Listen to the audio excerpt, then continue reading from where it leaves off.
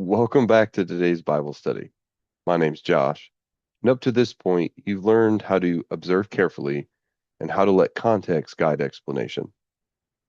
Today, we're taking another step forward, but with a very specific goal. This is about clarity, not completeness. You're not teaching today, you're not applying the passage, and you're not explaining everything you know. The task is simple: to explain what a passage is saying in one clear sentence. We're going to stay in the book of James. I'm going to read James chapter 1, verse 12.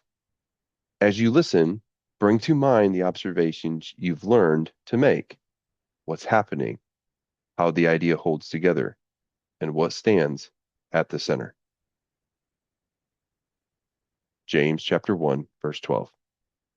Blessed is the man who endures temptation, for when he has been approved, he will receive the crown of life which the Lord has promised to those who love him.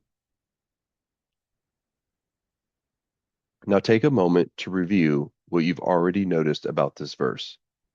Don't add anything new, just hold the structure and the flow in view.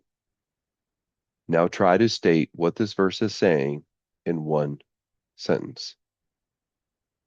As you work towards that sentence, consider a few things. What seems to be the main point of this verse? What details support that point? What would be lost if your sentence were shorter? Let the sentence do the work without commentary. What you're practicing here is the skill of clear explanation. A single, clear sentence shows understanding without needing extra words. Clarity doesn't require saying everything. It requires saying the right thing. At this stage, you're not building an outline and you're not adding application. You're simply aiming for accuracy and simplicity. If your sentence feels plain, that's fine. Plain clarity is usually a good sign. You're not being evaluated here, and there isn't one perfect sentence.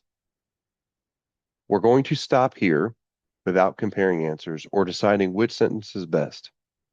Hold on to the discipline of simplicity.